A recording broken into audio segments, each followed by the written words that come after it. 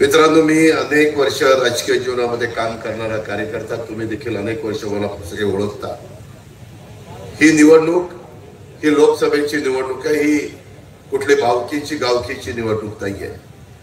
या निवडणुकीकडे उद्याच्या काळामध्ये नवीन पिढीचं भवितव्य कुणाच्या हातामध्ये 5 वर्षाच्या करता द्यायचा, हा महत्त्वाचा निर्णय तुम्हाला घ्यायचा आहे।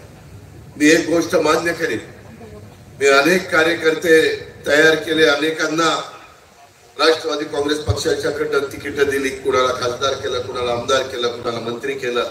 आता देखील राष्ट्रवादी काँग्रेस पक्षाच्या वतीनं मी महायुतीमध्ये सामील झालो, त्याही वेळेस अनेकांना मंत्रिपद आणि वेगवेगळे डिपार्टमेंट देण्याचं काम केलं। पण माझ्याकडनं एक चूक झाली। 5 वर्षापूर्वी मी तुम्हाला कुणाला न विचारता शिवाजीराव आढळराव पाटील सारखेच निवडून येत होते। 2004, 2009, 2014 ते आम्हाला तर नेहमी पडावं लागायचं आमच्या उमेदवाराला। आणि काय करावं बरेचदा राजकीय लोक एखादा मजबूत नेता, एखादा लोकप्रिय खासदार, एखादा लोकप्रिय राजकीय व्यक्ती पराभूत होत नसेल तर कुणाला तरी सेलिब्रिटीला घेऊन येतात। पाठीमागच्या काळामध्ये भाऊगडांना देखील पाडायला अमिताभ बच्चनला उभं केलेलं होतं, पण तो 5 वर्ष राहिला नाही, नंतर त्याने राजीनामा दिला।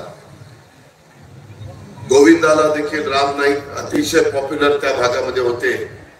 निव्वळ गोविंदासारखा माणूस तिथं गेला तर तो पडेल म्हणून त्यांना तिकीट दिलं।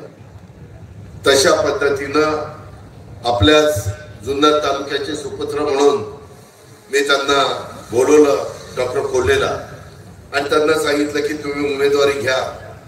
उमेदवारी घेण्याचा मी आग्रह केला, लगेचच प्रेस कॉन्फरन्स घेतली आणि जाहीर केलं। पण नंतर 5 वर्षामध्ये ज्या पद्धतीनं त्यांनी आपला कारभार केला, कधी माझ्या आदिवासी भागात गेले नाही, कधी कुणाला भेटले नाही।